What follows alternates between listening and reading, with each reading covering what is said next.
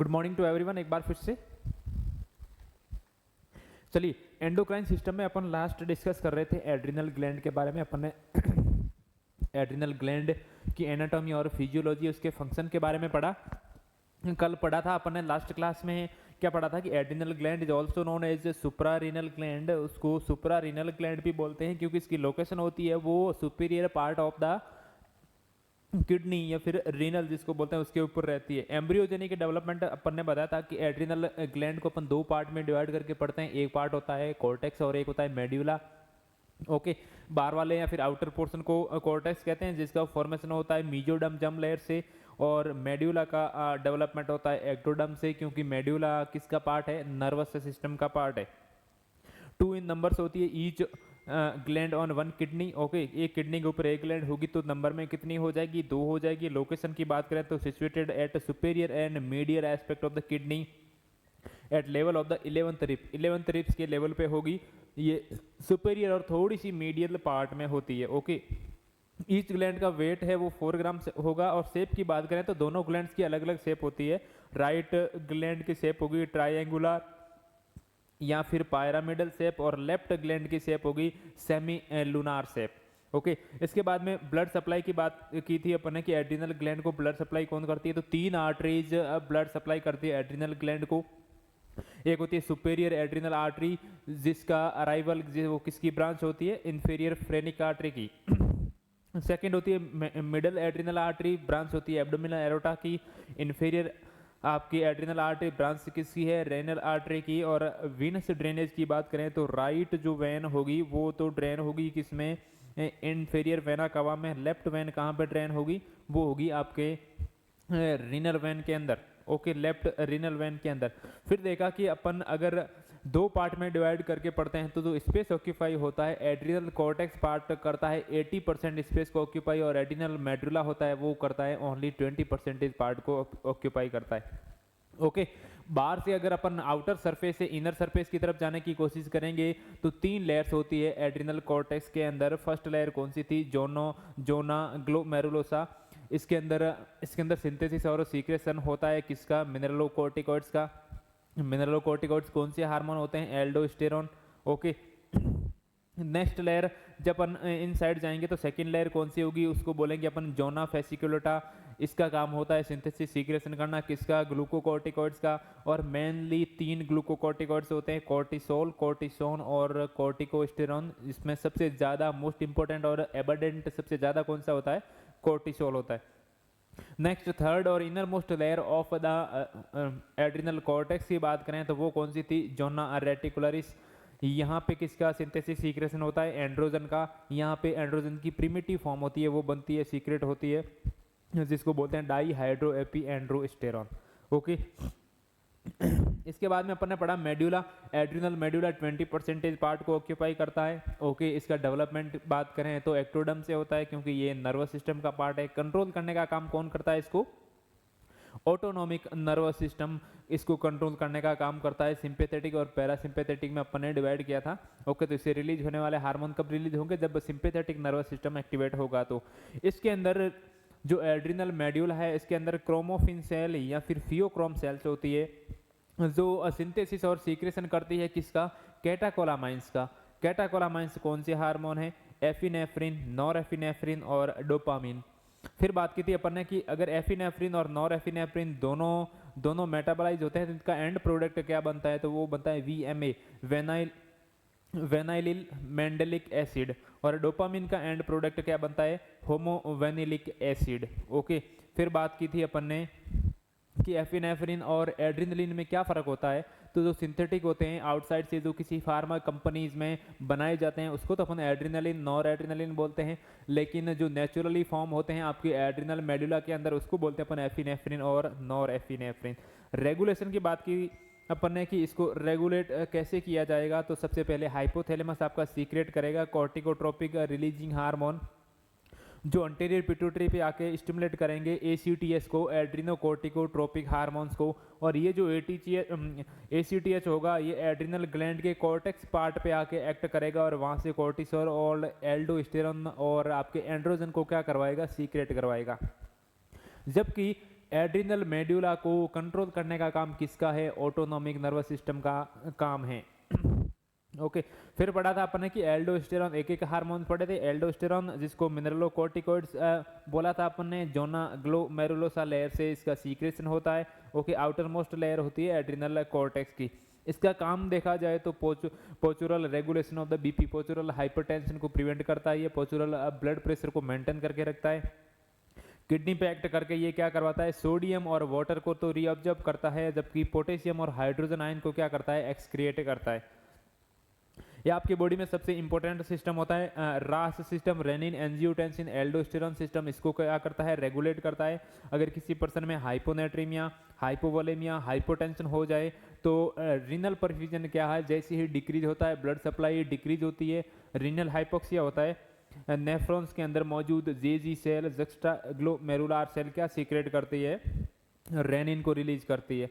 और ये रेनिन जब लीवर के पास में जाता है तो लीवर एंजियोटेंसिनोजन सीक्रेट करके इस रेनिन को कन्वर्ट कर देता है एंजियोटेंसिनोजन फर्स्ट के अंदर। और ये एंजियोटेंसिनोजन फर्स्ट जब लंग्स से आने वाला ACE एंजाइम है, एंजियोटेंसिनोजन कन्वर्टिंग एंजाइम, उसके थ्रू क्या हो जाता है? एंजियोटेंसिनोजन सेकंड में कन्वर्ट हो जाता है। तो आपने बीपी की दवाई पढ़ी होगी ACE इनहिबिटर, वो क्या करती है? ये जो लंग्स से ACE रिलीज होता है ना, इसको इनहिबिट कर देती है। और किसी पेशेंट में हाइपरटेंशन है तो क्या हो जाता है? उसमें नॉर्मल होता है। क्यों? क्योंकि जब ACE ही नहीं बनेगा तो एंजियोटेंसिन फर्स्ट से सेकंड में कन्वर्ट नहीं होगा, तो किसके पास नहीं जाएगा? एड्रिनल कॉर्टेक्स के पास नहीं जाएगा, और वहाँ से सोडियम वाटर को रीअब्जॉर्प्शन नहीं होगा, ब्लड वेसल्स के पास नहीं जाएगा, वेजोकॉन्ट्रिक्शन नहीं होगा, तो बीपी क्या हो जाएगी? डिक्रीज हो जाएगी। ACE इनहिबिटर, कैप्टोप्रिल, रेमिप्रिल, ये सब आपने नाम चुना होगा। ओके तो एंजियोटेंसिनोजन सेकंड में कन्वर्ट होगा ACE के थ्रू, वो एड्रिनल कॉर्टेक्स के पास में जाएगा, वहाँ से एल्डोस्टेरॉन के सीक्रेशन को इंक्रीज करेगा, तो क्या होगा? सोडियम और वाटर का रीअब्जॉर्प्शन होगा, तो बीपी क्या हो जाएगी? नॉर्मल हो जाएगी, फ्लूइड नॉर्मल हो जाएगा, ब्लड वेसल्स के पास में जाके वेजोकॉन्स्ट्रिक्शन करवाएगा, तो क्या हो जाएगा? बीपी इंक्रीज हो जाएगा। इस तरीके से काम करता है ये आपका रास सिस्टम। फिर अपन ने बात की थी कॉर्टिकोस्टेरॉइड की, जो कि ग्लूकोकॉर्टिकॉइड्स है, जोना फेसिकुलेटा लेयर से सीक्रेट होते हैं। कॉर्टिसोल सबसे मैक्सिमम और सबसे इम्पोर्टेंट क्या होता है? स्टेरॉइड हार्मोन होता है, कॉर्टिसोन और कॉर्टिकोस्टेरॉन।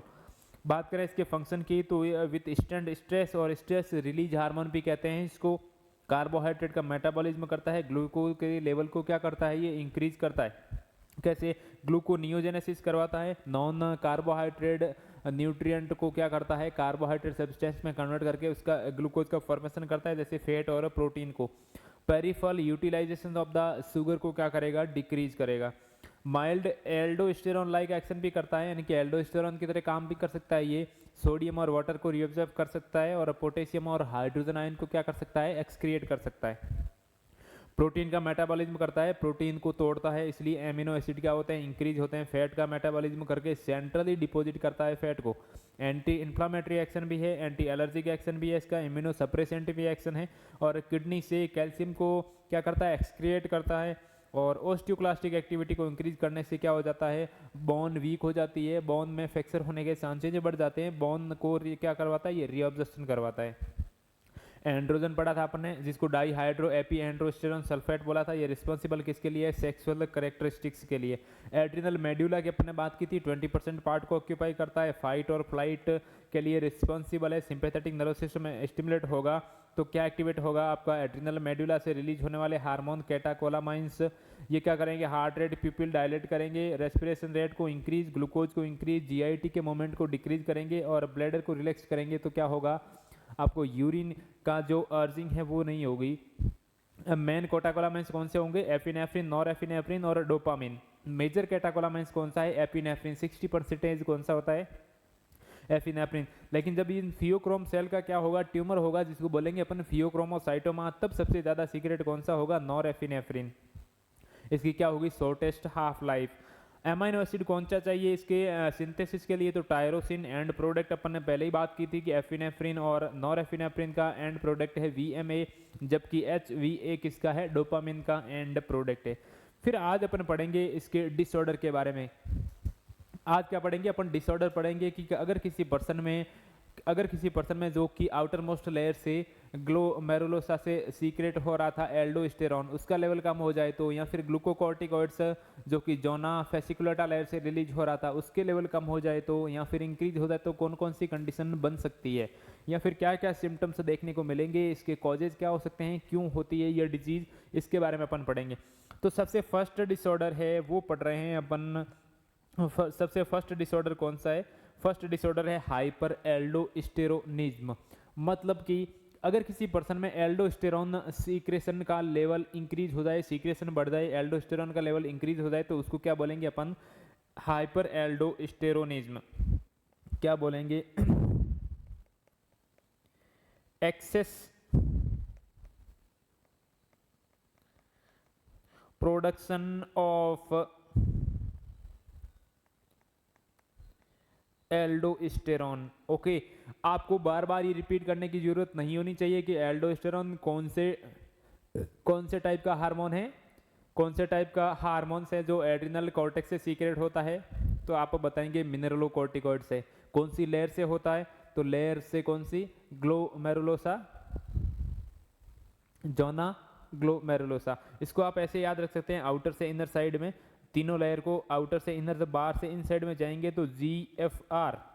ओके, GFR जो नेफ्रॉन की होती है, ग्लोमेरुलो फिल्ट्रेशन रेट, उसको जैसे आप याद रखते हैं उसी टाइप में इसको याद रख सकते हैं। जोना ग्लोमेरुलोसा, जोना फेसिकुलोटा और जोना रेटिकुलरिस, GFR के नाम से याद रख सकते हैं आउटर से इनर साइड में। ओके,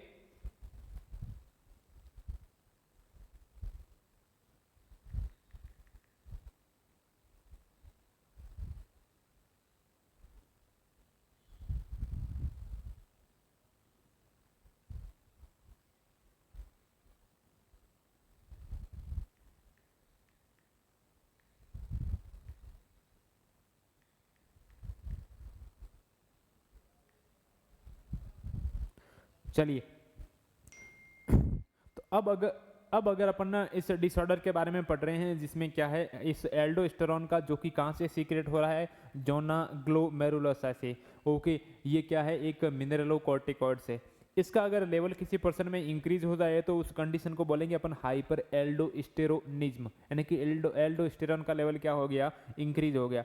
अब इसके क्या क्या कॉज हो सकते हैं, उस कॉज के बारे में अगर पढ़ेंगे अपन कि क्या कॉज हो सकते हैं जिसकी वजह से किसी भी पर्सन में एल्डोस्टेरॉन का लेवल इंक्रीज हो सकता है।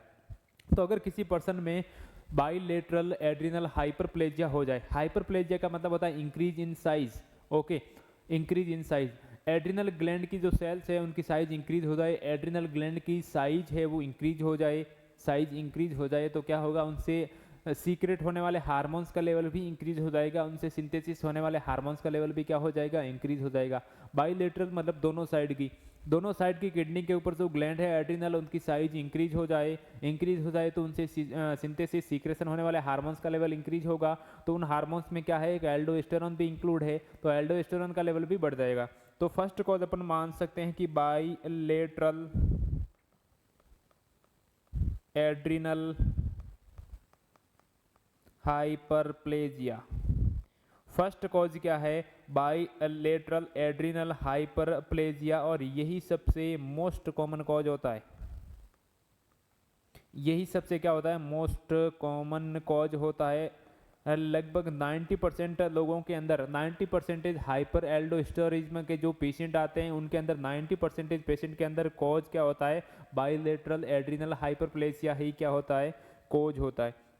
ओके, फिर सेकंड कॉज की बात करें कि दूसरा कॉज क्या हो सकता है, तो दूसरा कॉज हो सकता है एड्रिनल एडिनोमा।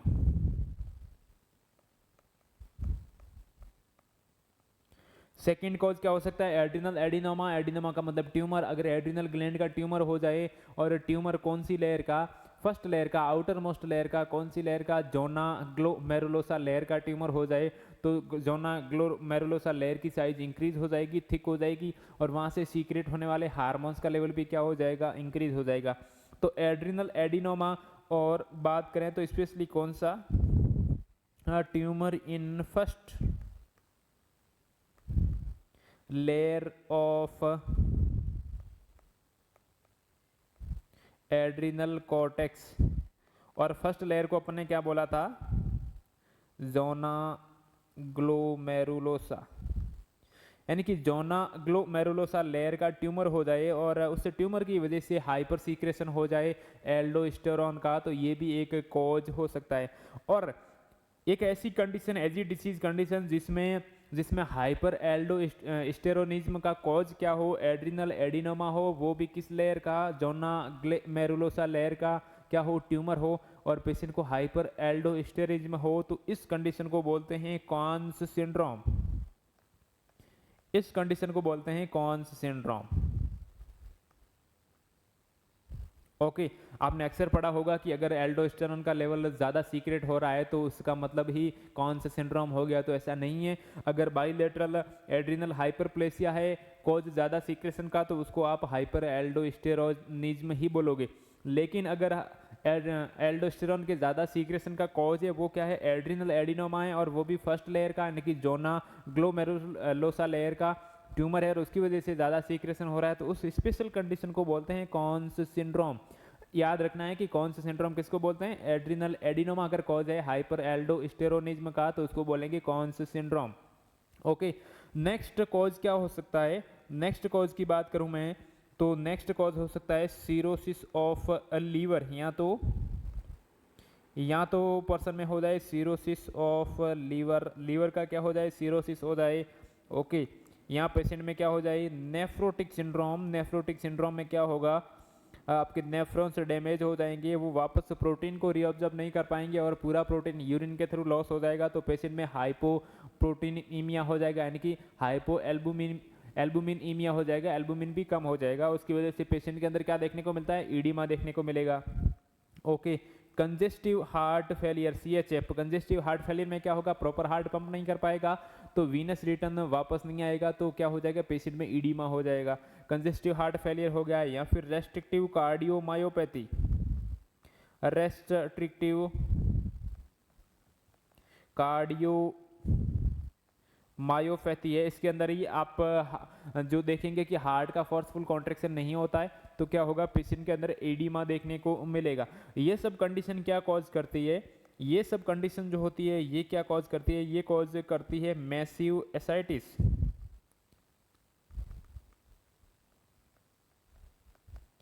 ये क्या कॉज करती है, ईडिमा या फिर मैसिव एसाइटिस कॉज करती है। और मैसिव एसाइटिस कॉज करने की वजह से आपके ब्लड के अंदर जो फ्लूइड सर्कुलेट हो रहा था वो सब कहाँ, थर्ड स्पेस में शिफ्ट हो जाता है। ईडिमा होगा तो कहाँ पे, इंटरस्टिशियल या फिर थर्ड स्पेस में फ्लूइड शिफ्ट हो जाएगा। आपके ब्लड के अंदर या फिर जो सर्कुलेट हो रहा है फ्लूइड वॉल्यूम वो डिक्रीज हो जाएगा, वो क्या होता है, डिक्रीज हो जाएगा। मैसिव एसाइटिस की वजह से डिक्रीज सर्कुलेटिंग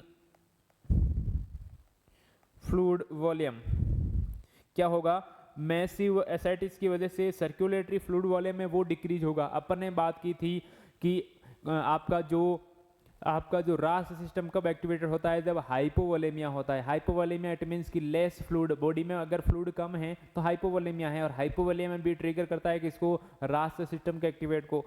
यहाँ कंडीशन यही बन गई कि क्या हो गया, मैसिव एसाइटिस हो गया, फ्लूइड सारा कहाँ हो गया, थर्ड स्पेस में शिफ्ट हो गया, सर्कुलेटिंग फ्लूइड वॉल्यूम डिक्रीज हो गया, तो क्या हो गया, हाइपोवोलेमिया हो गया। और ये जो हाइपोवोलेमिया है, इस हाइपोवोलेमिया की वजह से GFR डिक्रीज होगी, और GFR डिक्रीज होगी तो अपन ने बात की थी कि कौन सा सिस्टम एक्टिवेट हो जाएगा, रास सिस्टम एक्टिवेट हो जाएगा। और रास सिस्टम एक्टिवेट होता है तो आपको पता ही है कि वहाँ से रेनिन से क्या बनेगा, एंजियोटेंसिन फर्स्ट से सेकंड वाला कहाँ जाएगा, आपके एड्रिनल कॉर्टेक्स के पास में, और वहाँ जाके एल्डोस्टेरॉन के सीक्रेशन को इंक्रीज करेगा। तो यहाँ क्या बढ़ जाएगा, जैसे ही रास सिस्टम एक्टिवेट होगा एल्डोस्टेरॉन क्या होगा, इंक्रीज हो जाएगा। तो अगर किसी पर्सन में कौन कौन सी कंडीशन है, सीरोसिस ऑफ द लीवर हो, नेफ्रोटिक सिंड्रोम हो, कंजेस्टिव हार्ट फेलियर हो, या फिर रेस्ट्रिक्टिव कार्डियोमायोपैथी हो, तो ये सब कंडीशन भी ट्रिगर करती है किसको, हाइपर एल्डोस्टेरोनिज्म को। ओके, तो ये भी कॉज में इंक्लूड करेंगे अपन। तो तीन कौन कौन से कॉज हो गए, bilateral adrenal hyperplasia, adrenal adenoma, या फिर cirrhosis of liver, nephrotic syndrome, CSF और रेस्ट्रिक्टिव कार्डियोमायोपैथी। ये सब क्या होते हैं, कॉज होते हैं किसके, हाइपर एल्डोस्टेरोनिज्म के। अब अगर किसी पर्सन के अंदर क्या हो गया, एल्डोस्टेरोन का सीक्रेशन ज़्यादा है, इन तीनों में से कोई भी कॉज हो सकता है, तो उस पर्सन के अंदर आप क्या क्या सिम्टम्स दिखेंगे, क्या क्या साइन और सिम्टम्स आपको देखने को मिलेंगे। ओके, फर्स्टली क्या होगा, अगर एल्डोस्टेरॉन का ज़्यादा सीक्रेशन होगा, तो अपन ने बात की थी कि एल्डोस्टेरॉन का ज़्यादा सीक्रेशन होगा तो एल्डोस्टेरॉन क्या करता है, सोडियम को रीऑब्जर्व करता है, सोडियम के साथ वाटर भी आता है, इट मीन्स कि सोडियम और वाटर दोनों को रीऑब्जर्व करेगा। और बॉडी में जब फ्लूइड ज़्यादा होगा, वाटर और सोडियम ज़्यादा होगा, तो पेशेंट को क्या होता है, हाइपरटेंशन होता है। हाइपरटेंशन होगा तो पेशेंट को क्या होगा, आप पेशेंट का हेडेक भी होगा, क्योंकि वहाँ पे आईसीपी इंक्रीज होगा, पेशेंट का आईसीपी इंक्रीज होगा तो पेशेंट को क्या होगा, हेडेक होगा।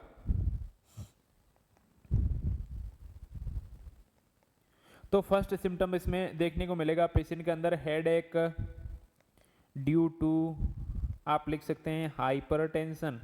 ओके, क्यों होगा, क्योंकि पेशेंट को हाइपरटेंशन होगा इसलिए पेशेंट को हेडेक होगा।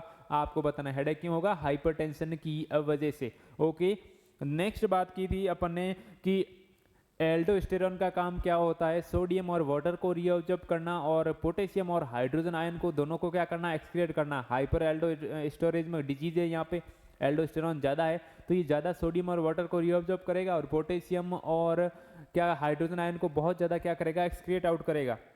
तो क्या होगा, यूरिन के थ्रू बहुत ज़्यादा पोटेशियम लॉस होगा, यूरिनरी लॉस ऑफ पोटेशियम के थ्रू यूरिन के थ्रू क्या होगा, पोटेशियम का लॉस होगा और लॉस होने की वजह से पेशेंट के अंदर क्या हो जाएगा, हाइपोकैलेमिया। क्या हो जाएगा, पोटेशियम कम हो जाएगा, उसको बोलेंगे अपन हाइपोकैलेमिया। और हाइपोकैलेमिया होगा तो हाइपोकैलेमिया के सिम्टम्स आपको देखने को मिलेंगे। मोस्टली कौन से सिम्टम होते हैं आपको याद रखना है, रिजल्टिंग इन मसल्स क्रैम्प्स या फिर मसल्स वीकनेस आपको देखने को मिलती है हाइपोकैलेमिया के अंदर। और अदर सिम्टम जो डिसरिथमियाज है ये भी आपको देखने को मिल सकते हैं अगर बहुत ज़्यादा सीवियर हाइपोकैलेमिया है तो यूरिनरी लॉस होगा पोटेशियम, तो पेशेंट में क्या हो जाएगा, हाइपोकैलेमिया हो जाएगा, क्योंकि यहाँ पे एल्डोस्टेरॉन ज़्यादा है तो वो एक्सक्रिएशन भी ज़्यादा करेगा पोटेशियम और हाइड्रोजन आयन का, तो पेशेंट के अंदर क्या हो जाएगा, हाइपोकैलेमिया हो जाएगा। और हाइपोकैलेमिया के जो भी सिम्टम्स है वो देखने को मिलेंगे। ओके, नेक्स्ट क्या देखने को मिलेगा आपको, नेक्स्ट क्या देखने को मिलेगा, मेटाबॉलिक एल्केलोसिस।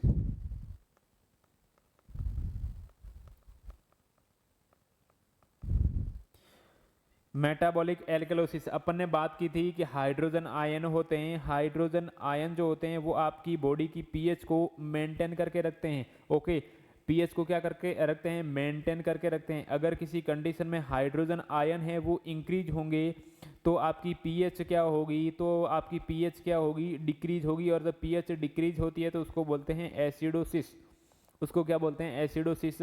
और अगर हाइड्रोजन आयन क्या होंगे, डिक्रीज होंगे, बॉडी से बाहर ज़्यादा निकलेंगे तो पीएच क्या होगी, तो पीएच क्या होगी, इंक्रीज होगी। और जब पीएच इंक्रीज होती है तो कौन सी कंडीशन बनती है, एल्केलोसिस। एल्केलोसिस यहाँ पे अपन ने बात की थी कि एल्डोस्टेरॉन क्या करता है, पोटेशियम और हाइड्रोजन आयन को एक्सक्रिएट आउट करता है। एल्डोस्टेरॉन ज़्यादा है तो पोटेशियम के साथ में हाइड्रोजन आयन को भी बहुत ज़्यादा बाहर निकाल लेगा, तो पीएच क्या हो जाएगी, इंक्रीज हो जाएगी। और पीएच इंक्रीज होने की वजह से कौन सी कंडीशन बन जाएगी, metabolic alkalosis. Okay, metabolic alkalosis due to loss of hydrogen ions, okay, with urine के थ्रू क्या होंगे, हाइड्रोजन आयन लॉस होंगे तो पेशेंट के अंदर क्या हो जाएगा, मेटाबॉलिक एल्केलोसिस। आगे से याद रखना, कभी क्वेश्चन में आ जाए कि हाइपर एल्डोस्टेरोनिज्म या फिर कौन से सिंड्रोम में आपको कौन सा मेटाबॉलिक अबनॉर्मलिटीज देखने को मिलेगा, तो आप क्या बताएंगे, मेटाबॉलिक एल्केलोसिस, क्योंकि यूरिन के थ्रू क्या होगा, लॉस होगा हाइड्रोजन आयन का। ओके, अब एक कंडीशन बनेगी कि अगर मान लीजिए किसी पर्सन के अंदर एल्डोस्टेरॉन का ज़्यादा सीक्रेशन हो रहा है तो वाटर और सोडियम दोनों का रिएब्जॉर्प्शन ज़्यादा होगा, तो क्या होगा, गेन ऑफ H2O, यानी कि बहुत ज़्यादा फ्लूइड का रिएब्जॉर्प्शन होगा बॉडी के अंदर, बहुत ज़्यादा क्या होगा, फ्लूइड होगा, बहुत ज़्यादा क्या होगा, फ्लूइड होगा। कौन सी कंडीशन बनेगी,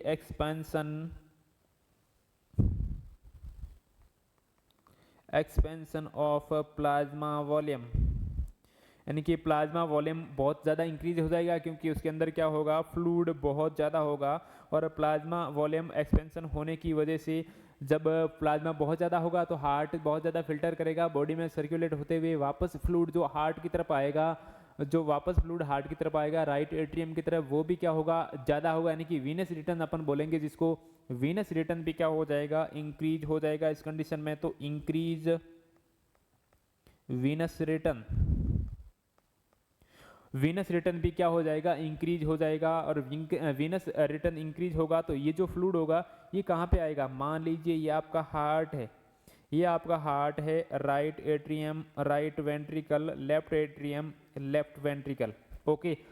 लेफ्ट वेंट्रिकल के थ्रू, एरोटा के थ्रू ब्लड पूरी बॉडी में गया, सर्कुलेट होते हुए क्या हो गया, बहुत ज़्यादा फ्लूइड वॉल्यूम है यहाँ पे, ओके। तो यहाँ से वापस क्या आ रहा है, वीनस रिटर्न, यहाँ से वापस वीनस रिटर्न कहाँ पे आ रहा है, राइट एट्रियम के अंदर आ रहा है। और राइट एट्रियम के अंदर आने वाला ये जो वीनस रिटर्न है ये इंक्रीज होगा तो इसके अंदर बहुत ज़्यादा फ्लूइड हो जाएगा। इस राइट एट्रियम का जो प्रेशर होगा, राइट एट्रियम का जो प्रेशर होता है वो क्या हो जाएगा, इंक्रीज हो जाएगा। आपको याद रखना है कि अपन ने स्टार्टिंग में पढ़ा था कि दो टाइप्स के हार्मोन्स सीक्रेट करने वाली ग्लैंड्स होती है। एक तो ऐसी ग्लैंड जो ओनली हार्मोन्स को सीक्रेट करती है और एक ऐसी ग्लैंड जो हार्मोन्स के साथ में अदर काम भी करती है। तो आपका हार्ट भी उस ग्लैंड के अंदर था जिसका प्राइमरी फंक्शन तो था ब्लड को पंप करना, ओके, परफ्यूजन मेंटेन करना। लेकिन इसके साथ में अपन ने बात की थी कि हार्ट के दो हार्मोन्स को भी सीक्रेट करता है, एक एएनपी और एक बीएनपी।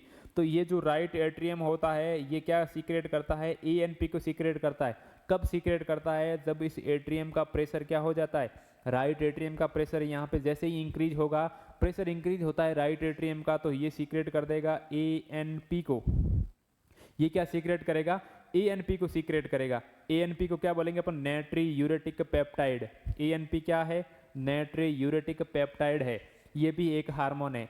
और ये एएनपी जो सीक्रेट होके क्या क्या फंक्शन करेगा, तो पहले तो जाएगा नर्वस सिस्टम के पास में, जहाँ से सिंपैथेटिक नर्वस सिस्टम को क्या करेगा, इनहिबिट करेगा, ओके।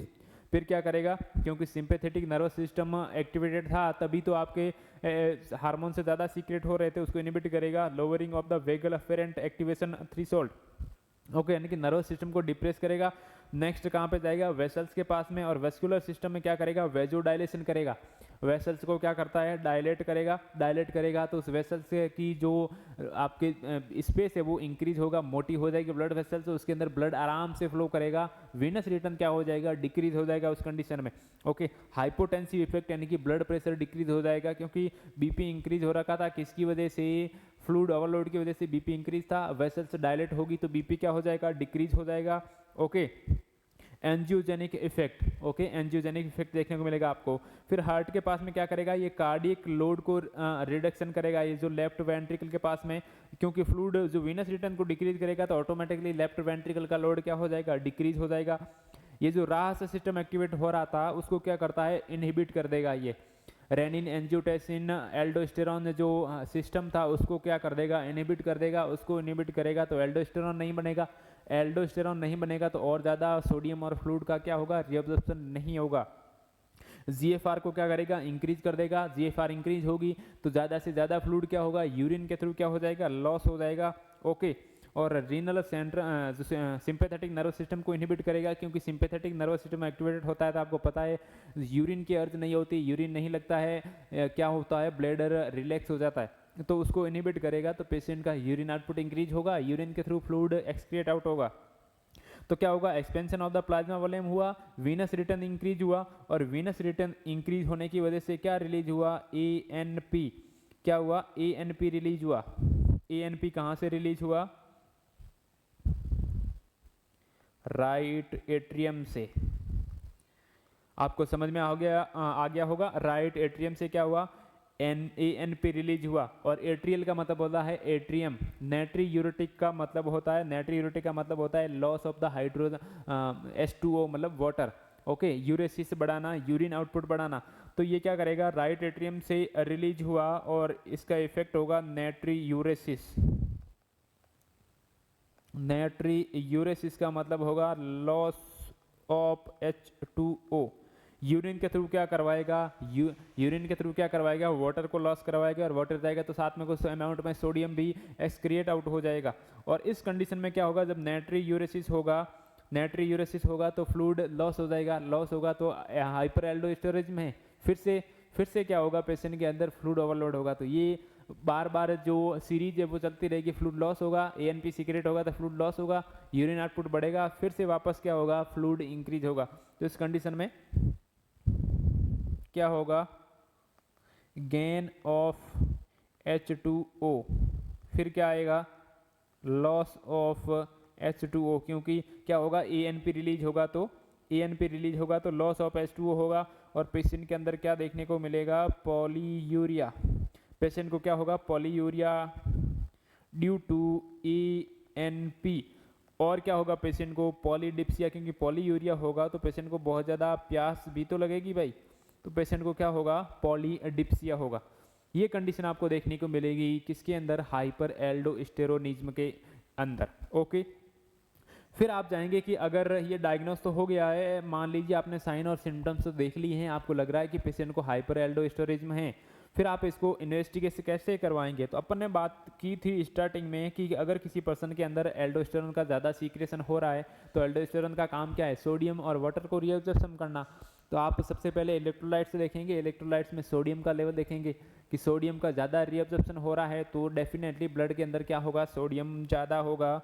तो आपको फर्स्ट इन्वेस्टिगेशन क्या करवाना है, सोडियम लेवल इंक्रीज देखने को मिलेगा उसके अंदर। ओके, नेक्स्ट आपने बात की थी कि सोडियम को तो यह रीअब्जॉर्ब करता है, पोटेशियम को एक्सक्रीट आउट करता है, तो आप इसके साथ में पोटेशियम भी करवा लो। पोटेशियम आपको क्या देखने को मिलेगा, डिक्रीज देखने को मिलेगा, K+ लेवल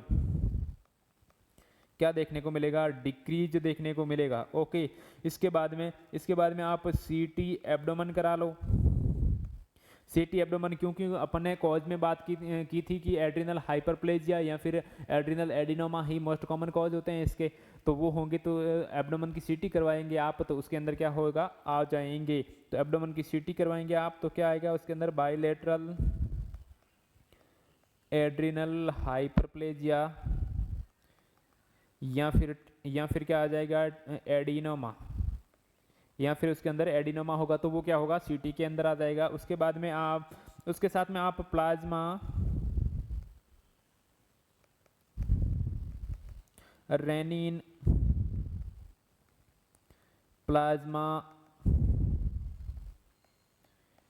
एल्डोस्टेरोन रेशियो, ये टेस्ट भी क्या है, करवा सकते हो, इसका रेशियो भी करवा सकते हो उस पेशेंट के अंदर। प्लाज्मा रेनिन का और प्लाज्मा एल्डोस्टेरोन का रेशियो भी करवा सकते हो, क्योंकि रेनिन भी इंक्रीज देखने को मिलेगा और एल्डोस्टेरोन भी इंक्रीज देखने को मिलेगा। इस तरीके से आपने क्या कर लिया, उस पेशेंट को डायग्नोसिस कर लिया कि पेशेंट के अंदर हाइपर एल्डोस्टेरोनिज्म है या फिर नहीं है। ओके, उसके बाद में आपको क्या करना होगा, ट्रीटमेंट करना होगा, उस पेशेंट का ट्रीटमेंट करना होगा। कैसे ट्रीट करेंगे आप हाइपर एल्डोस्टेरोनिज्म को, तो मान लीजिए पेशेंट के अंदर क्या था, एड्रिनल एडिनोमा था, कौन सी लेयर का, ओके, तो glomerulosa, zona glomerulosa outermost layer का क्या था, ट्यूमर था, और उसकी वजह से ज़्यादा सीक्रेशन हो रहा था। और जो ट्यूमर वाली कंडीशन थी उसको अपन ने क्या बोला था, कौन सा सिंड्रोम, अगर एड्रिनल कॉर्टेक्स के आउटर मोस्ट लेयर में ट्यूमर है और उसकी वजह से एल्डोस्टेरॉन ज़्यादा सीक्रेट हो रहा है तो उसको अपन ने बोला था क्या, कौन सा सिंड्रोम। तो पेशेंट को अगर क्या है, कौन सा सिंड्रोम है, तो उसको ट्रीट कैसे करोगे आप, कौन सा सिंड्रोम है। तो कौन से सिंड्रोम में क्या होता है, इनिशियली आपको देनी होती है स्पाइरोलेक्टोन। स्पाइरोलेक्टोन क्या होती है, पोटेशियम स्पेयरिंग डाययूरेटिक होती है, वो पोटेशियम को वापस रीअब्जॉर्ब करती है, पोटेशियम का लॉस नहीं होने देती। प्राइमरी यहाँ पे क्या था, पेशेंट में हाइपर एल्डोस्टेरोनिज्म था तो इसमें आपको हाइपोकैलेमिया देखने को मिल रहा था क्योंकि पोटेशियम का लॉस हो रहा था यूरिन के साथ में। तो सबसे पहले तो आपको ट्रीट करना है कि पोटेशियम यूरिन के साथ में लॉस नहीं हो, इसलिए आप पेशेंट में क्या देंगे, 4 to 6 वीक तक, 1 से 1.5 महीने तक आप उस पेशेंट के अंदर देंगे स्पाइरोलेक्टोन, कौन सी, potassium sparing diuretic. Okay, diuretic भी देनी है आपको क्योंकि इसके अंदर फ्लूइड का रीअब्जॉर्प्शन हो रहा है तो पेशेंट के अंदर क्या होगा, फ्लूइड ओवरलोड होगा, तो आपको डाययूरेटिक भी देनी है, पोटेशियम को भी बचाना है, तो कौन सी देंगे, पोटेशियम स्पेयरिंग डाययूरेटिक। ओके, जो कि कौन सी है, स्पाइरोलेक्टोन। 1 से 1.5 महीने के तक ये देने के बाद में फिर क्या कर देते हैं आप, यूनिलेटरल एड्रिनेलेक्टोमी कर देते हैं। यूनिलेटरल मतलब एक साइड के एड्रिनल ग्लैंड को निकाल देंगे। ओके, क्योंकि दोनों साइड के निकालोगे आप तो बिल्कुल ही एल्डोस्टेरॉन बंद हो जाएगा। बंद होगा तो क्या होगा, यूरिन के थ्रू पोटेशियम और वाटर का लॉस होता रहेगा, और सोडियम और वाटर का लॉस होता रहेगा, पोटेशियम बढ़ जाएगा, ऐसी कंडीशन हो जाएगी। इसलिए आप एक साइड की ग्लैंड क्या करोगे, निकाल दोगे। तो अगर पेशेंट को क्या है, कॉन्स सिंड्रोम है, तो इनिशियली आपको क्या करना है, initially give स्पाइरोलेक्टोन for 4 to 6 weeks. ये आपको याद रखना है, कौन सी डायरेटिक है, के प्लस स्पेरिंग डायूरेटिक है। कौन सी है, पोटेशियम स्पेरिंग डायूरेटिक है। देन डू, यूएल का मतलब आप समझ जाना, यूनिलेटरल। क्या करना है, यूनिलेटरल एड्रीनेलेक्टोमी। क्या करेंगे आप, एक साइड के एड्रिनल ग्लैंड को क्या कर देंगे, रिमूव कर देंगे।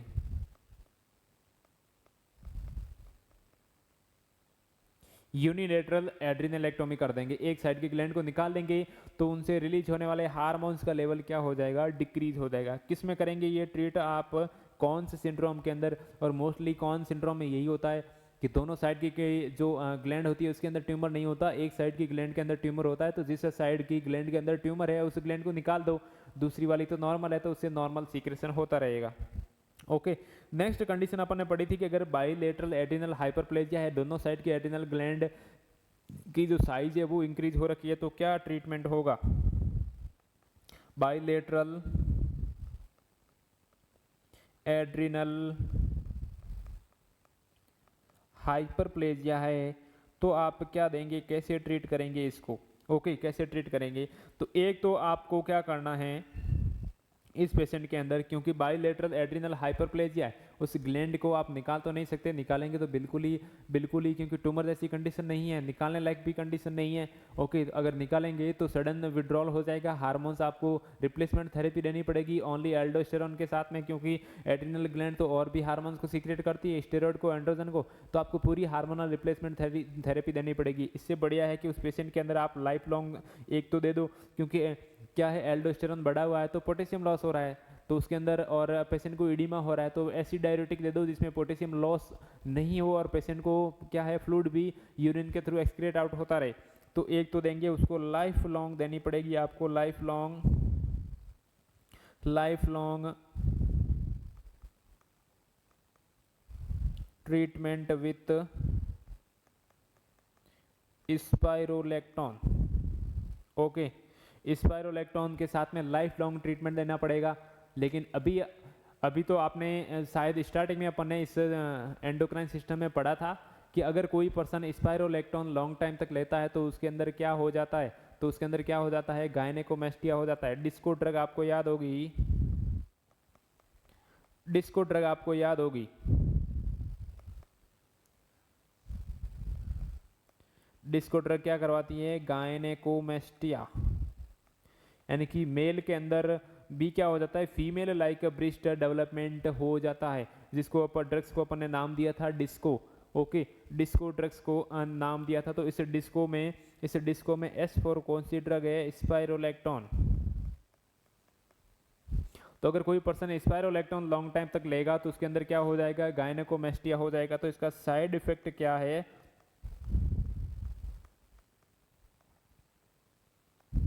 गायनेकोमेस्टिया इन मेल के अंदर क्या करवा देगा, ये गायनेकोमेस्टिया करवाएगा। तो इस गायनेकोमेस्टिया को प्रिवेंट करने के लिए अपन ऐसी ड्रग देंगे जिसका साइड इफेक्ट गायनेकोमेस्टिया नहीं है, लेकिन वो पोटेशियम स्पेरिंग डायूरेटिक है। ओके, सो अल्टरनेट ड्रग अपन यूज करेंगे, और वो ड्रग कौन सी होगी, इप्लेरेनॉन फॉर मेल्स। मेल के अंदर गायनेकोमेस्टिया नहीं हो, इसलिए अब उस मेल को अपन देंगे इप्लेरेनॉन, मेडिसिन आती है, टैबलेट आती है, वो देंगे उसको। तो क्या हो जाएगा, उसके अंदर गायनेकोमेस्टिया नहीं होगा, उसके अंदर क्या होगा, गायनेकोमेस्टिया नहीं होगा।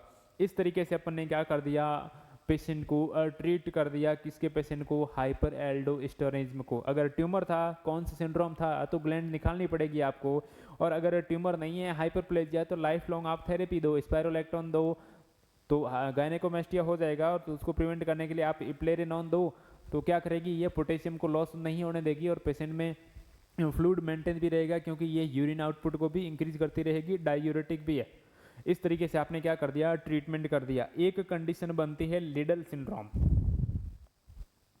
एक कंडीशन क्या बनती है, लिडल सिंड्रोम। ये जो लिडल सिंड्रोम है ये क्या है, एक ऑटोसोमल डिसऑर्डर है।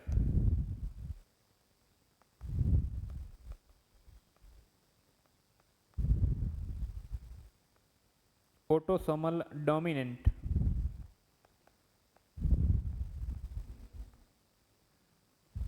ऑटोसोमल डोमिनेंट डिसऑर्डर है। इसके अंदर होता क्या है कि आपकी नेफ्रॉन के ऊपर क्या होंगे, रिसेप्टर होंगे। डेफिनेटली जब एल्डोस्टेरॉन क्या करेगा, वहां पे जाके एक्ट करेगा नेफ्रॉन के ऊपर, जहां से सोडियम और वाटर को रीअब्जॉर्प्शन करवाना, तो डेफिनेटली नेफ्रॉन के ऊपर क्या होंगे, ऐसे रिसेप्टर होंगे जो सोडियम को क्या करेंगे, रीअब्जॉर्ब करेंगे। क्योंकि अपन ने स्टार्टिंग में ही बात की थी कि ये हार्मोन जाके किसके साथ में बाइंड होते हैं, किसी रिसेप्टर के साथ में, और अपना क्या है, इफेक्ट शो करते हैं।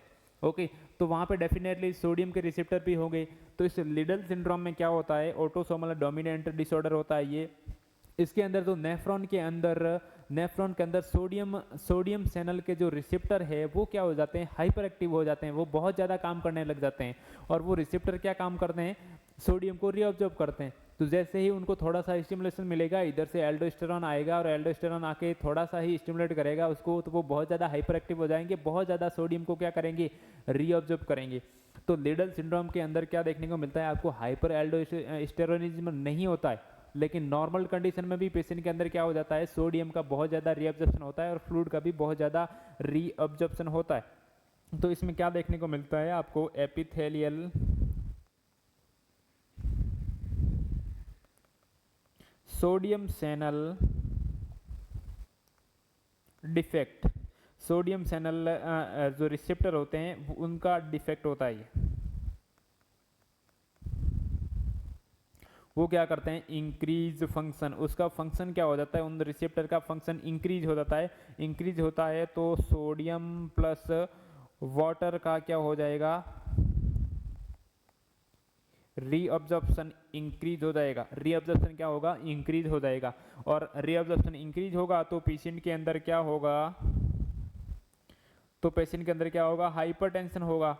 हाइपरटेंशन होगा और डिक्रीज रास सिस्टम, क्योंकि भाई यहाँ पे तो रास सिस्टम की जरूरत ही नहीं है। जैसे ही सोडियम का ज़्यादा रिएब्जॉर्प्शन होगा, वाटर का क्या होगा, ज़्यादा रिएब्जॉर्प्शन होगा, डेफिनेटली उधर से एएनपी सीक्रेट होगा और इधर से बॉडी का नेगेटिव फीडबैक मैकेनिज्म भी काम करेगा और वहाँ से एसीटीएस को सप्रेस करेगा। एसीटीएस क्या सप्रेस करेगी, एल्डोस्टेरॉन को सप्रेस करेगी। ओके तो इस तरीके से एल्डोस्टेरॉन सप्रेस होगा तो रेनिन वगैरह नहीं बनेगा, रास सिस्टम भी पूरा क्या हो जाएगा, सप्रेस हो जाएगा। तो इस कंडीशन में रास सिस्टम काम नहीं करता बिल्कुल भी, यानी कि रेनिन एल्डोस्टेरॉन आपके एंजियोटेंसिन होते हैं वो अभी बिल्कुल डिक्रीज हो जाएंगे। ओके रास सिस्टम में क्या होगा, डिक्रीज रेनिन, डिक्रीज एल्डोस्टेरॉन। तो इस कंडीशन में क्या होगा, लिडल सिंड्रोम में एल्डोस्टेरॉन भी डिक्रीज है, रेनिन भी डिक्रीज है, फिर भी क्या हो रहा है, पेशेंट के अंदर सोडियम का बहुत ज़्यादा रीअब्जॉर्प्शन हो रहा है, हाइपरनेट्रीमिया देखने को मिल रहा है। आपको डायग्नोसिस करवाना है, आप डायग्नोसिस इसको करवाने के लिए अगर पेशेंट को भेजोगे उसकी, क्योंकि आपको यहाँ पे सिम्टम्स देखते ही तो पेशेंट को सस्पेक्ट लगेगा कि पेशेंट को क्या है, हाइपर एल्डोस्टेरोनिज्म है। लेकिन उस पेशेंट की आप इमेजिंग करवाओगे, जैसे सीटी स्कैन एब्डोमेन की हो गई, सीटी एमआरआई अगर एब्डोमेन की करवाओगे तो उसमें क्या होगा, नॉर्मल एड्रिनल ग्लैंड लगेगी आपको। सो नॉर्मल एड्रिनल ग्लैंड्स, उसके अंदर क्या लगेगी आपको, नॉर्मल एड्रिनल ग्लैंड शो होगी। तो यहाँ पे अगर किसी पर्सन को लिडल सिंड्रोम है तो कौन सी ड्रग्स देंगे, यहाँ पे ड्रग ऑफ चॉइस आपको पूछ सकते हैं। तो आपको बतानी है एमिलोराइड। ये एमिलोराइड होती है, ये क्या करती है, inhibit function of epithelial sodium channel. Epithelium sodium channel जो रिसेप्टर है उनके फंक्शन को क्या करेगी, ये इनहिबिट करेगी। कौन सी ड्रग, एमिलोराइड। तो इसको आपको याद करके रखना है। ओके, एमिलोराइड का क्या काम है, वहाँ पे सोडियम जो चैनल है उनके फंक्शन को डिक्रीज करना, और उनका फंक्शन डिक्रीज होगा तो सोडियम का रिएब्जॉर्प्शन नहीं होगा। सोडियम का रिएब्जॉर्प्शन नहीं होगा तो डेफिनेटली हाइपरटेंशन और आपको जो सिम्टम्स दिख रहे थे वो नहीं दिखेंगे। इसको आपको याद रखना है। ये एक अपवाद है हाइपर एल्डोस्टेरोनिज्म का, जिसमें आपको एल्डोस्टेरोन का लेवल तो इंक्रीज देखने को नहीं मिलेगा, लेकिन फिर भी क्या आपको सिम्टम्स देखने को मिलेंगे एल्डोस्टेरोन की तरह, हाइपर एल्डोस्टेरोन की तरह। ओके, इसको बोलेंगे अपन लिडल सिंड्रोम। तो ये तो कंडीशन पूरी हो गई जिसमें पेशेंट का क्या इंक्रीज हो रहा था, जिसमें पेशेंट में इंक्रीज हो रहा था एल्डोस्टेरोन का लेवल। और अब अगर बात करें कि नेक्स्ट लेयर, आउटर तो अपन ने पढ़ी कि जोना ग्लोमेरुलोसा, कौन सी पढ़ी थी, GFR को पढ़ा अपन ने। ओके, ग्लूमेरुलोसा से क्या था, एल्डोस्टेरॉन। और ये जो एल्डोस्टेरॉन इंक्रीज हुआ तो कौन सी डिजीज हो गई, हाइपर एल्डोस्टेरोनिज्म, या फिर कौन से सिंड्रोम। नेक्स्ट कौन सा था, नेक्स्ट है आपकी जोना फेसिकुलोटा, फेसिकुलोटा। और इस लेयर से कौन से हार्मोन सीक्रेट हो रहे हैं, कॉर्टिकोस्टेरॉइड, इससे सीक्रेट हो रहे हैं कॉर्टिकोस्टेरॉइड। और अगर किसी पर्सन के अंदर कॉर्टिकोस्टेरॉइड का लेवल ज़्यादा हो जाए तो कौन सी डिजीज होगी, उसको पढ़ेंगे अभी।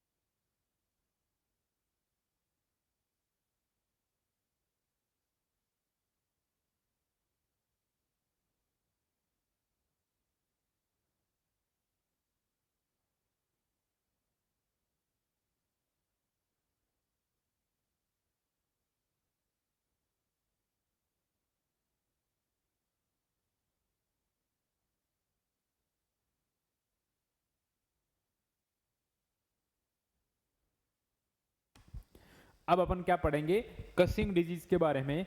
हाइपर एल्डोस्टेरोनिज्म पढ़ लिया, अब अपन पढ़ेंगे कसिंग डिजीज के बारे में कि अगर आपकी एड्रिनल कॉर्टेक्स की कौन सी लेयर, जोना फेसिकुलोटा लेयर से सीक्रेशन होने वाले कॉर्टिकोस्टेरॉइड यानी कि कॉर्टिकोस्टेरॉइड का लेवल इंक्रीज हो जाए तो कौन सी डिजीज होगी, कसिंग डिजीज या फिर कसिंग सिंड्रोम जिसको अपन बोलेंगे। ओके, तो इन दोनों में क्या डिफरेंट है, अगर आप कहेंगे कि भाई कसिंग डिजीज और कसिंग सिंड्रोम दोनों में क्या फ़र्क है, तो एक तो बात करें, यहाँ आपको याद रखना है कि इंक्रीज मोस्टली तीनों जो कॉर्टिकोस्टेरॉइड होते हैं, कॉर्टिसोल, कॉर्टिसोन और कॉर्टिकोस्टेरॉइड, में से तीनों में से सबसे ज़्यादा लेवल बढ़ता है किसका, कॉर्टिसोल का।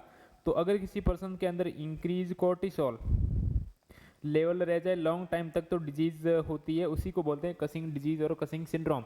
अब इन दोनों को डिफ्रेंशिएट करना हो, दोनों को अलग अलग बताना हो कि क्या फ़र्क है इन दोनों में, कि सिंड्रोम किसको बोलेंगे और डिजीज किसको बोलेंगे। सिंड्रोम और डिजीज में क्या फ़र्क है कि कभी कभी तो अपन कहीं पे पढ़ते हैं कि कसिंग डिजीज, कहीं पे पढ़ते हैं कसिंग सिंड्रोम। इन दोनों को डिफ्रेंशिएट कैसे करेंगे अपन, तो एक साइड में देखिए आप causing disease,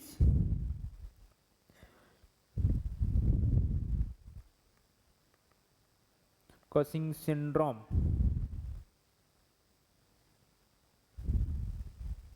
causing disease and causing syndrome के बारे में। ओके, तो अगर किसी पर्सन के अंदर मान लीजिए क्या हो गया, पिट्यूटरी ग्लैंड का ट्यूमर हो गया। ओके, पिट्यूटरी ग्लैंड का ट्यूमर हो गया, पिट्यूटरी ग्लैंड का ट्यूमर होने की वजह से कॉर्टिकोट्रॉप सेल होती है पिट्यूटरी के अंदर, कॉर्टिकोट्रॉप सेल का ट्यूमर होने की वजह से वहाँ से रिलीज होने वाला ACTS, एड्रीनो कॉर्टिकोट्रोपिक रिलीजिंग हार्मोन, वो बढ़ जाए, वो बढ़ेगा तो ACTS कहाँ पे एक्ट करेगा, पिट्यूटरी ग्लैंड से रिलीज होने वाला ACTS कहाँ पे एक्ट करेगा, सीधा आके एड्रिनल ग्लैंड के कॉर्टेक्स पार्ट पे, और एड्रिनल कॉर्टेक्स के पार्ट से सीक्रेट करवाएगा हार्मोन्स को, कॉर्टिकोस्टेरॉइड को। तो कॉर्टिकोस्टेरॉइड का लेवल क्या हो जाएगा, इंक्रीज हो जाएगा, और कॉर्टिकोस्टेरॉइड का लेवल इंक्रीज रहेगा तो कौन सी डिजीज हो जाएगी, कसिंग डिजीज। तो अगर, तो उसको अपन क्या बोलेंगे, कसिंग डिजीज बोलेंगे, ड्यू टू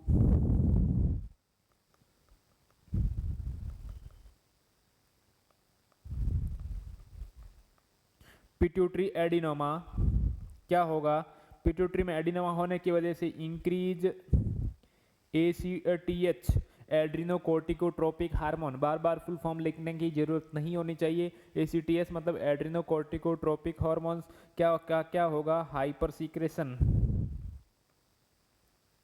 इनका बहुत ज़्यादा क्या होगा, सीक्रेशन होगा, हाइपर सीक्रेशन होगा, और हाइपर सीक्रेशन इनका होगा, ACTS एक्ट करेगा कहाँ पे जाके, एड्रिनल कॉर्टेक्स पे, और वहाँ से क्या करवाएगा, ज़्यादा सीक्रेशन करवाएगा कॉर्टिसोल का, तो इंक्रीज कॉर्टिसोल लेवल, कंडीशन क्या हो जाएगी, कसिंग डिजीज, इसको बोल दिया अपन ने कसिंग डिजीज। फिर कसिंग सिंड्रोम किसको बोलेंगे अपन, कसिंग सिंड्रोम किसको बोलेंगे अपन, तो कसिंग सिंड्रोम में क्या होगा, ये जो ट्यूमर है यहाँ पे पिट्यूटरी के अंदर था, यही एडिनोमा अगर आपके एड्रिनल ग्लैंड के अंदर है, यानी कि पिट्यूटरी के अंदर कोई दिक्कत नहीं है, एड्रिनल ग्लैंड के अंदर ट्यूमर है, और एड्रिनल ग्लैंड के अंदर ट्यूमर होने की वजह से, एड्रिनल ग्लैंड के अंदर ट्यूमर होने की वजह से क्या है, आपके ज़्यादा सीक्रेट हो रहे हैं कॉर्टिसोल और कॉर्टिकोस्टेरॉइड हार्मोन से जितने भी हैं वो, तो उस कंडीशन को क्या बोलेंगे, कसिंग सिंड्रोम। तो उसको क्या बोलेंगे, कसिंग सिंड्रोम, ड्यू टू, या तो क्या हो जाए, एड्रिनल एडिनोमा, एड्रिनल एडिनोमा हो जाए तो उस कंडीशन में क्या होगा, और एड्रिनल एडिनोमा कौन सी लेयर का, कौन सी लेयर का, सेकेंड लेयर का, सेकेंड लेयर कौन सी थी, जोना फेसिकुलेटा, कौन सी लेयर थी, जोना फेसिक्यूलेटा, उस लेयर का अगर सेकेंड लेयर का ट्यूमर हो जाए और वहाँ से ज़्यादा सीक्रेशन हो किसका, कॉर्टिसोल का, वहाँ से ज़्यादा सीक्रेशन किसका होगा, कॉर्टिसोल का, तो वो कंडीशन क्या कहलाएगी, कसिंग सिंड्रोम, वो कंडीशन कहलाएगी कसिंग सिंड्रोम। या फिर ड्यू टू एक्सोजिनस,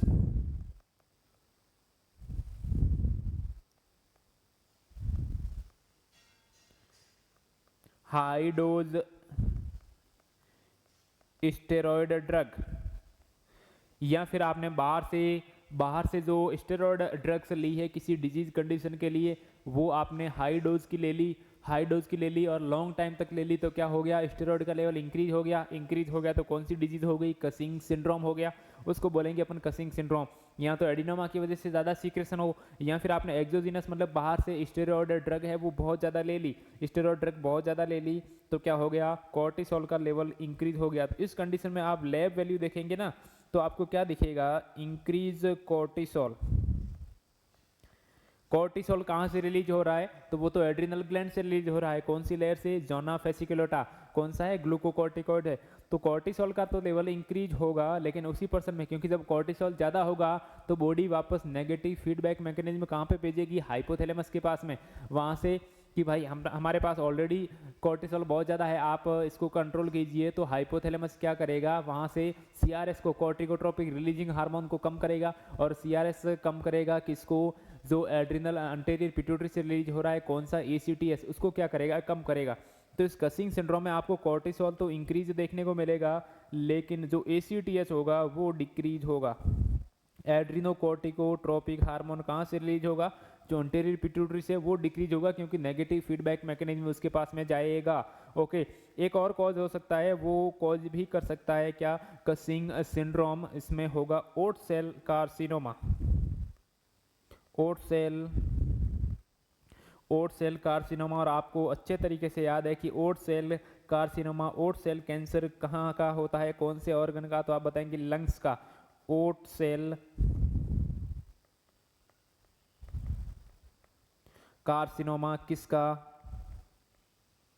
लंग्स का है। तो ओके, ये सब कंडीशन किस में इंक्लूड करेंगे अपन, कसिंग सिंड्रोम में। इन सब की वजह से अगर कॉर्टिसोल का लेवल इंक्रीज हो रहा है, ओके, तो वैसे तीनों का लेवल होता है, लेकिन मोस्ट कॉर्टिसोल है, तो अपन इस पूरी डिजीज में कॉर्टिसोल के ऊपर ही बात करेंगे। ओके, तो कॉर्टिसोल का लेवल इंक्रीज होने के पीछे रीजन, कारण क्या हो सकते हैं, एड्रिनल एडिनोमा हो, एक्सोजिनस ज़्यादा लिया हो आपने, कॉर्टिकोस्टेरॉइड ड्रग ज़्यादा ली हो, और या फिर ओट सेल कार्सिनोमा हो। इस सब की कंडीशन की वजह से क्या होगा, कॉर्टिसोल का लेवल तो इंक्रीज होगा, लेकिन नेगेटिव फीडबैक मैकेनिज्म जाएगा, उसकी वजह से एसीटीएस क्या हो जाएगा, डिक्रीज हो जाएगा।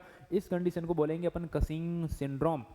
जबकि पिट्यूटरी एडिनोमा की वजह से एसीटीएच ज़्यादा सीक्रेशन हो रहा है, एसीटीएच ज़्यादा है तो कॉर्टिसोल ज़्यादा है, तो इस कंडीशन को अपने बोल दिया कसिंग डिजीज, इसको कसिंग डिजीज बोल दिया। इसके अंदर लैब वैल्यू देखेंगे आप, तो increase ACTH, increase cortisol, cortisol और एसीटीएस दोनों ही क्या देखने को मिलेंगे, इंक्रीज देखने को मिलेंगे इसके अंदर। तो इस तरीके से आपने क्या कर दिया, डिफ्रेंशिएट कर दिया किस किस को, कसिंग डिजीज को और कसिंग सिंड्रोम को, कसिंग डिजीज और कसिंग सिंड्रोम को, दोनों को क्या कर दिया, डिफ्रेंशिएट कर दिया। आगे बढ़ेंगे, सिम्टम्स देखेंगे कि इन डिजीज में ओके क्या क्या सिम्टम्स देखने को मिलते हैं। ओके, सबसे पहले अगर अर्लीस्ट आपको, एक और मैं आपको इंपॉर्टेंट पॉइंट बता देता हूं कि earliest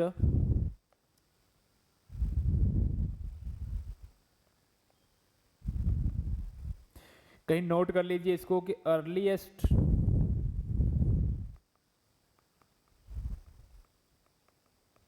manifestation of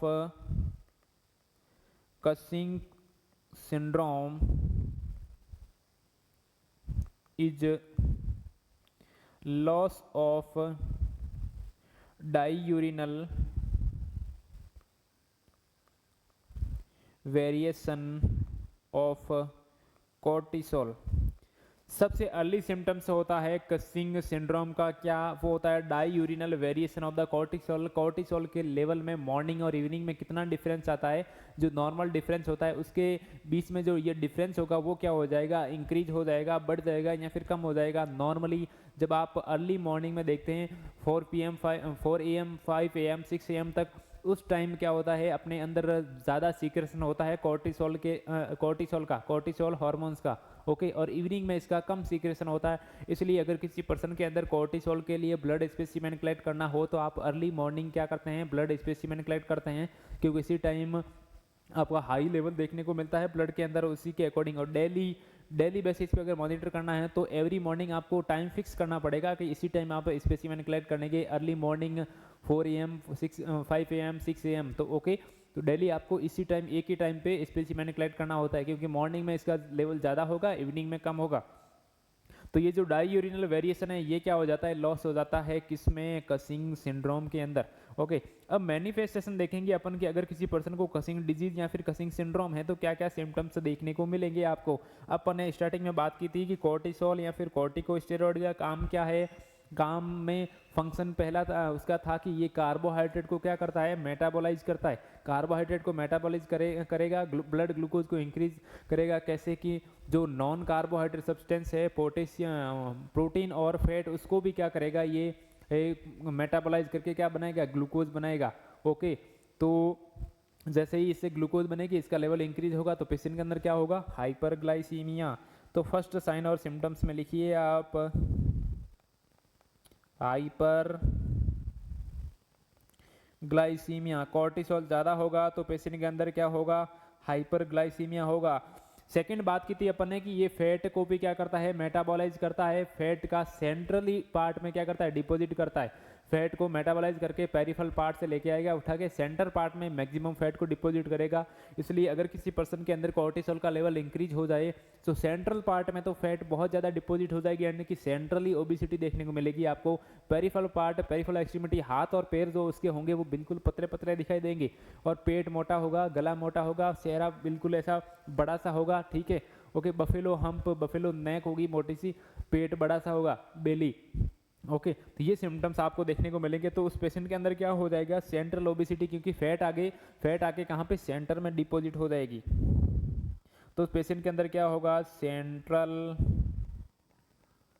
obesity. Central क्या होगा, ओबेसिटी होगी। सेंट्रल ओबेसिटी के अंदर अगर फेस के ऊपर क्या होगा, फेस के ऊपर बहुत ज़्यादा आके फैट जमेगी तो यहाँ से गाल फूल जाएंगे, मोटे मोटे हो जाएंगे, और फेस हो जाएगा बिल्कुल चांद के जैसे, मून लाइक फेस।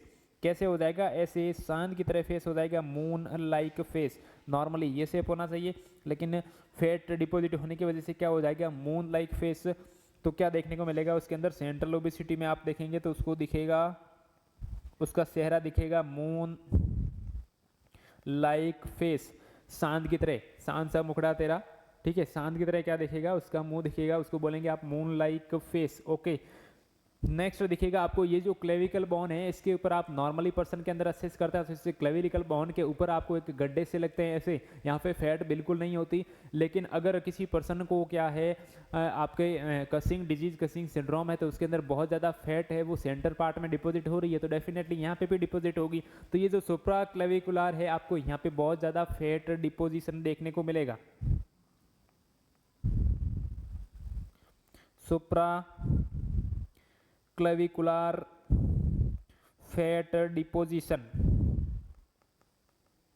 सुप्रा क्लेविकुलर फैट डिपोजिशन। नेक्स्ट क्या होगा, यहाँ नेक के ऊपर भी बहुत ज़्यादा फैट डिपॉजिट होगी, तो ये नेक बिल्कुल हो जाएगी बड़ी सी, बफेलो हम्प, मतलब भैंस के जैसी गर्दन दिखाई देगी आपको, उसको बोलेंगे आप बफेलो हम्प। क्या दिखेगा आपको, बफेलो हम्प दिखेगा, बफेलो हम्प दिखेगा आपको। फिर दिखेंगे आप कि ये पेट है, पेट के ऊपर भी बहुत ज़्यादा क्या हो जाएगी, फैट डिपॉजिट हो जाएगी, पेट बड़ा सा हो जाएगा, ढोलक के जैसा, तो उसको बोलेंगे पोर्ट बेली।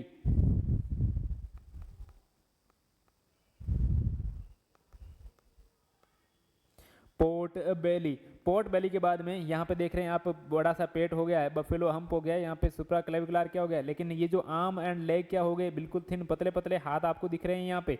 ओके, उसके बाद में देखेंगे इसका पेट बड़ा हो गया है, लेकिन यहाँ पे आपको स्ट्रेस मार्क भी दिख रहे हैं, स्ट्रेस मार्क पे दिख रहे हैं, क्योंकि यहाँ पे फैट ज़्यादा डिपॉजिट होगी, स्किन के ऊपर क्या लगेंगे, स्किन के ऊपर बहुत ज़्यादा प्रेशर लगेगा, तो स्ट्रेस मार्क भी आपको देखने को मिलेंगे, पेशेंट को ईचिंग होगी उसकी वजह से। तो ये जो स्ट्रेस मार्क है इसको बोलेंगे आप स्टार या स्किन,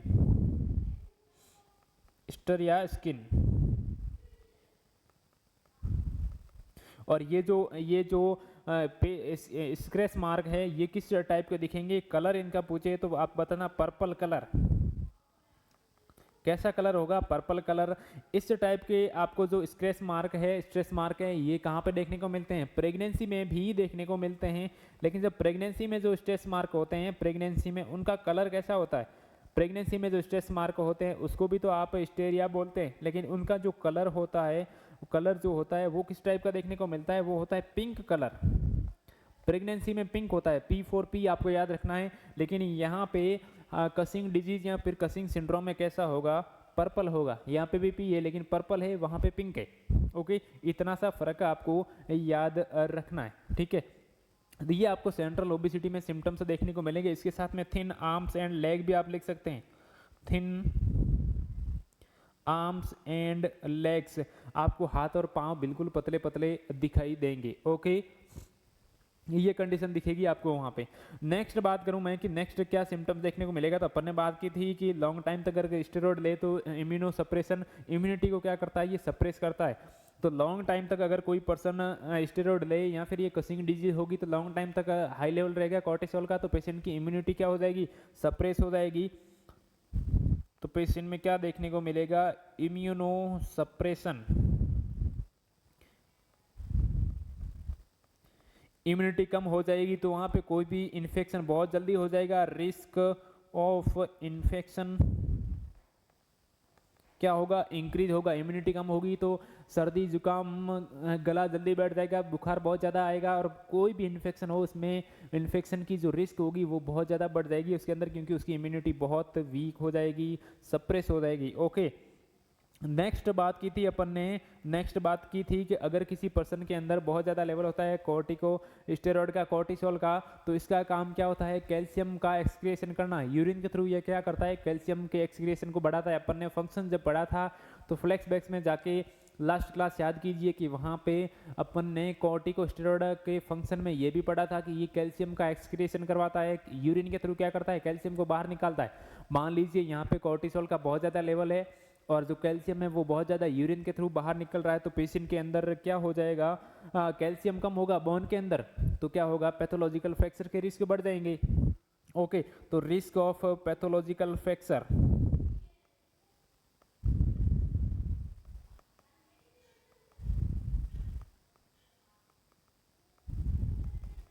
क्या होगा, risk of pathological fracture increase हो जाएगा। उसके बाद में अपन ने देखा था कि ये जो कॉर्टिकोस्टेरॉइड होते हैं ये माइल्ड एल्डोस्टेरॉन की तरह भी काम करते हैं। थोड़ा बहुत ये फंक्शन, थोड़ा बहुत ये काम एल्डोस्टेरॉन का भी कर लेते हैं। और एल्डोस्टेरॉन का काम था सोडियम को रीअब्जॉर्प्शन करना, वाटर को रीअब्जॉर्प्शन करना और पोटेशियम और हाइड्रोजन आयन को बाहर निकालना। तो उसका थोड़ा बहुत काम ये भी कर सकते हैं। मतलब ये क्या कर सकते हैं, अगर इसका लेवल इंक्रीज हुआ तो increase sodium and H2O level, ये क्या कर सकते हैं, सोडियम और वाटर के लेवल को इंक्रीज भी कर सकते हैं। ओके, फिर अपन ने बात की कि अगर सोडियम वाटर का रिएब्जॉर्प्शन होगा तो पेशेंट के अंदर हाइपरटेंशन होगा, फ्लूइड ओवरलोड होगा, तो पेशेंट के अंदर क्या देखने को मिलेगा, हाइपर टेंशन होगा।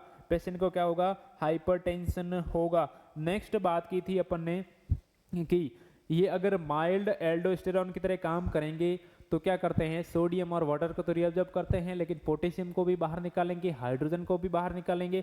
तो पेशेंट के अंदर क्या होगा, हाइपोकैलेमिया और एल्केलोसिस। तो अपन उसको कैसे लिखेंगे, हाइपोकैलेमिक एल्केलोसिस। चलिए, तो कौन सा मेटाबॉलिक डिसऑर्डर होता है कसिंग डिजीज के अंदर, तो आप बताना, मेटाबॉलिक एल्केलोसिस। ओके, कौन सा मेटाबॉलिक डिसऑर्डर, तो मेटाबॉलिक एल्केलोसिस। ओके, फिर बात की थी अपन ने कि ये कैल्शियम को एक्सक्रीट करेगा तो डेफिनेटली ब्लड के अंदर क्या होगा, कैल्शियम कम हो जाएगा। तो कौन सी कंडीशन हो जाएगी, हाइपोकैल्सीमिया। कौन सी कंडीशन हो जाएगी, हाइपोकैल्सीमिया। जब हार्मोन पेशेंट का ब्लड ग्लूकोज लेवल इंक्रीज होगा, मेटाबॉलिज्म क्या होगा, ज़्यादा होगा, पेशेंट हाइपरग्लाइसीमिया होगा तो पेशेंट का मूड स्विंग होगा। तो इसमें आपको क्या देखने को मिलेगा, मूड स्विंग भी देखने को मिलेगा। और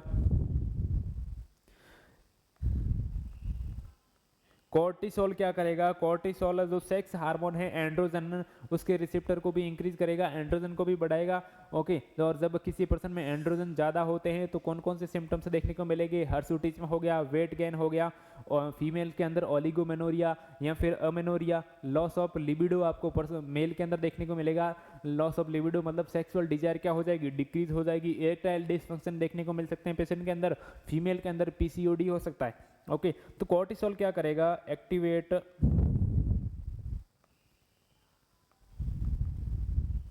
सेक्स स्टेरॉयड रिसेप्टर, ये सेक्स स्टेरॉयड रिसेप्टर को क्या कर देता है, एक्टिवेट कर देगा, और ये एक्टिवेट होने की वजह से क्या क्या हो सकते हैं, ये एक्टिवेट हो जाएगा तो पेशेंट के अंदर क्या हो जाएगा, हार्सुटिज्म। हार्सुटिज्म का मतलब होता है excessive hair growth on female. Female के स्किन के ऊपर नॉर्मली क्या होता है, उसकी दाढ़ी मूछ नहीं होती है फीमेल में, लेकिन अगर एक्सेसिव सीक्रेशन हो गया फीमेल के अंदर किसका, एल्डोस्टेरॉन का, तो उसके अंदर भी हेयर ग्रोथ हो जाएगी, अबनॉर्मली हेयर ग्रोथ ऑन माउथ, या फिर आपको फेस के ऊपर बहुत ज़्यादा क्या हो जाएगी, हेयर ग्रोथ हो जाएगी, जिसको बोलेंगे हर्सुटिज्म, जिसको क्या बोलेंगे, हर्सुटिज्म। और पेशेंट के अंदर क्या होगा, वेट गेन, वेट गेन देखने को मिलेगा आपको फीमेल में अंदर